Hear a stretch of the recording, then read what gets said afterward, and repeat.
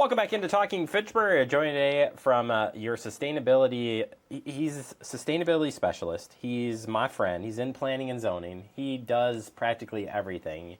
It's Phil Groupie. Related to sustainability and zoning and being your friend, yeah. Right? Hi, Jeremy. All of those Happy things.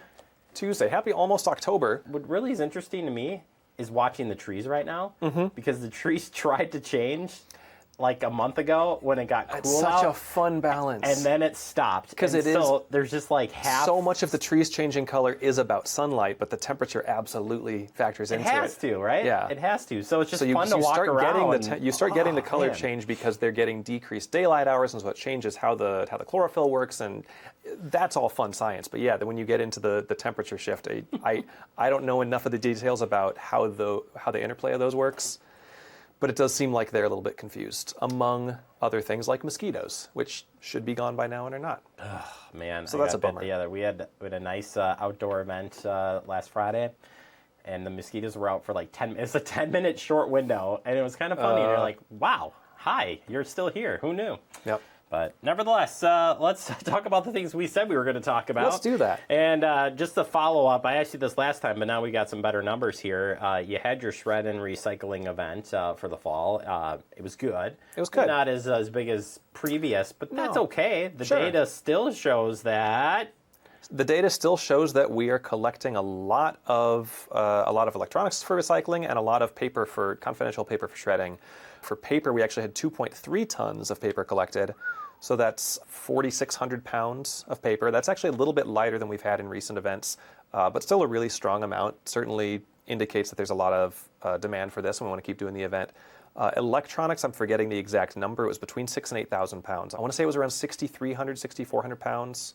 Again, a little bit lighter than some other recent electronics events, but some of that is just kind of, it's instructive for us on thinking about how we advertise the event. We know that there is still a lot of demand for this. We regularly hear from folks, hey, I just found out about this yesterday, so we want to start to figure out what would get the word out sooner and more effectively. We'll have this again in the spring and next fall. Don't have dates yet, but hope to have that soon.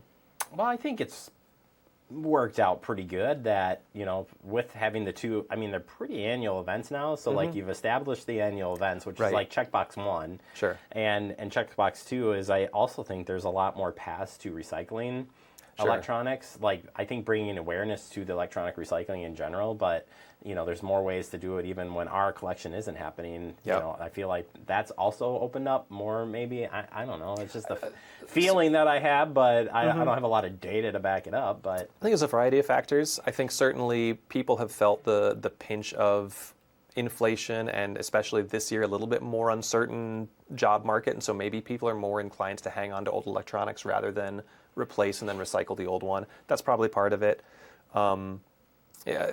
Maybe I think post-COVID a lot more people got into kind of the homesteading DIY stuff, and maybe people are trying to do more of their own fixing electronics instead of just replacing. Certainly could be part of it. We do have the established 2 events, but new folks move into Fitchburg. So how do they find out about it? Because they're not necessarily looped into that regular schedule yet. And so trying to capture that new resident population as well is important. A lot of different factors go into it. Well, the good news is we'll keep reminding you here, and we'll keep finding new ways of getting that out for you coming up in the springtime. So that's right. Sometime in April. Yeah, it's going to be good. All right, hard switch here. Switching to a week without driving. There just was a proclamation. I see a lot of municipalities partaking in this cool event. Yeah, so I know there are other folks who are better able to speak to this than I am. It's been brought up at the Bike and Pedestrian Commission that I'm the staff member on, so I've got some familiarity with it. Week Without Driving is really about acknowledging the number of people who live in our communities who don't, or for various reasons can't drive. They can't afford cars. They live in a place where it's not feasible. They're unable to drive, maybe because of different physical limitations. So they rely much more on walking and things like public transit. And I think a lot of the time, if you do drive regularly, and I'll admit to this myself, that the more you drive, the less you think about other alternatives to getting around. So Week Without Driving is trying to encourage people to, as much as possible, try to not drive. For whatever daily errands, for commuting, for exercising, walk, bike, take the bus, get rides from friends if you need to. but just kind of trying to create a little bit more awareness and empathy about what the community looks like for folks who don't and can't drive around.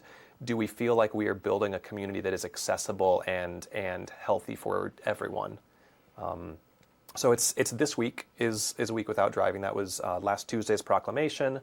It's a national event that we're taking part in, and yeah, we're just trying to kind of spread that awareness and see, do we feel like there are places that we could still stand to improve in terms of making sure that our infrastructure supports everyone. Since there was a press release that just came out with the B-Cycle and all the stations, I mean, kind of adding that into, like, when you're thinking of those alternate ways of getting around, maybe that's still driving technically, but it's, it isn't. For some right folks, on there. But anyway, if you're considering whether you want to take the bus, whether you want to walk, whether you want to bike, trying that alternative, I just think it's cool, another alternative out there. Biking is definitely one alternative to driving. It still is physically demanding, so there's some limitations for some folks as well. And there are certain barriers to entry for cycling in terms of economics. If you need to purchase a B-Cycle pass, or if you need to buy a bicycle and a lock for it that you don't already have. So still, for some people, the default becomes walking. So biking is a good one to try it as well, but certainly encourage other things also.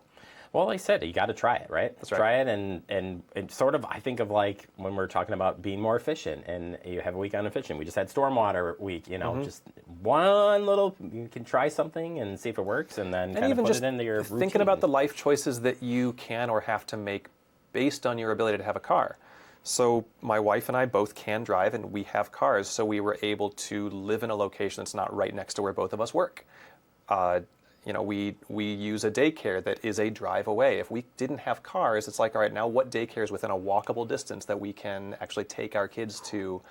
It changes so many things about where you choose to live, where you choose to socialize, where you choose to shop and to work and commute, recreate, all these different things, maybe where your place of worship is, all these different kinds of considerations that I think we don't realize are so completely dependent on whether or not we have car keys.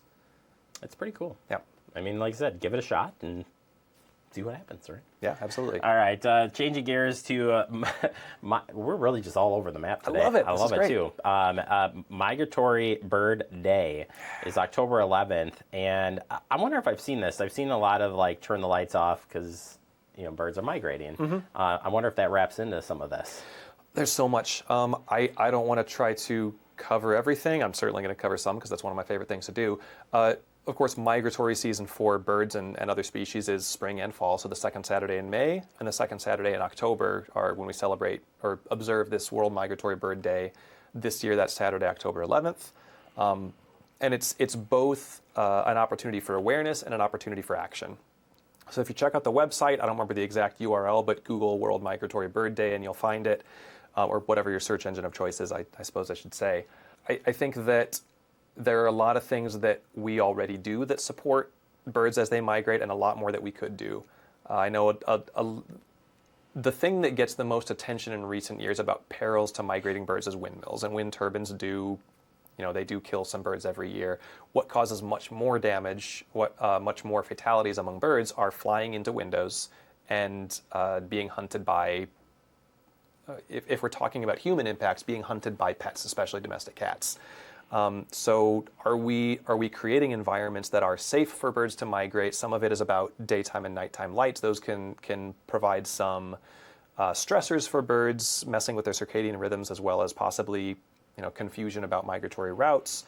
Are we providing spaces where they're able to rest and nest and creating kind of stopovers where they're able to find food, able to find shelter, able to find water? These are all considerations. It's something where, at a very basic level, you can, provide some bushes and shrubs and trees and flowers, bird feeders and bird baths and things like that, especially throughout the year is really important. In the winter, when things are more scarce, in the spring and fall, as birds are nesting, migrating, moving on, things like that. There are a lot of different ways that we can support birds. It's something we talk about a lot in Fitchburg is pollinators. We observe low-mow May right now. We talk about things like leave the leaves for insect larvae. Well, those insect larvae, insects themselves, are an important source of food for birds as well. So when we're supporting our local pollinators, we're also supporting other species. There's a lot of different ways that we can observe it, but just kind of trying to be awareness of the way in which we separate ourselves from the natural environment with all of our homes and buildings and cars, but we're still deeply intertwined with it. And so recognizing that connection and how we interact with it and the decisions that we make, the impact they have on the earth. This was sad to say, but I always think of like the geese, like the big flocks of geese going. I don't think of all these other species that are flying around, and are leaving. But creating the spaces for them, a safe space for them to come in, do their thing and keep on their journey. It's just, again, a different way of thinking. Yeah, and geese, I mean, they're one of the most familiar. They are, there's a term, cosmopolitan species. They thrive around humans. They don't necessarily need us, but things like squirrels and chipmunks and mice and deer and geese, these are cosmopolitan species. They do well where people do well. Cranes to a lesser degree, but we certainly see plenty of sandhill cranes around, but there are other migrating species as well that maybe are a little more secretive, a little bit more susceptible to human-induced changes, and so yeah, they're kind of the more familiar animals, but there's a lot else hiding behind the curtain that also has we have a big impact on. Cats. When you said domestic cat, I was like, man, I didn't even think about the cats. Wow. I think domestic cats, and I'd have to look at the numbers. I think domestic cats kill more birds than anything else. It might be windows, but I believe it's cats. Yeah, huge impact. All right. Well, there you go. If that wasn't enough for you today on the different topics, you can reach out to Phil anytime you want to, and you can have these conversations with him or check on the Green e-newsletter and more. Phil, if people do want to get in contact, you have any questions about what we talked about or other questions, how can I get a hold of you? You can find my phone number or email address on the city's is it the Contact Us? Is that the title for it? Page at the bottom of fitchburgwi.gov. Send out a Green e-newsletter every couple months and go to the Notify Me page and sign up for Green Fitchburg notifications. And you can follow some of what's going on that way as well. All right. Well, I appreciate the talk as always, and we'll pick it up next month. We can talk about how much I love cats. I don't want to harp on cats too much. Grew up with them. I'm a huge fan. I know I'm going to be in trouble with my family. They really want to get a cat, and I'm like, I don't know, but... They are delightful. Yeah. So are birds, so... They are. Yeah. All right. Thanks, Phil. All right.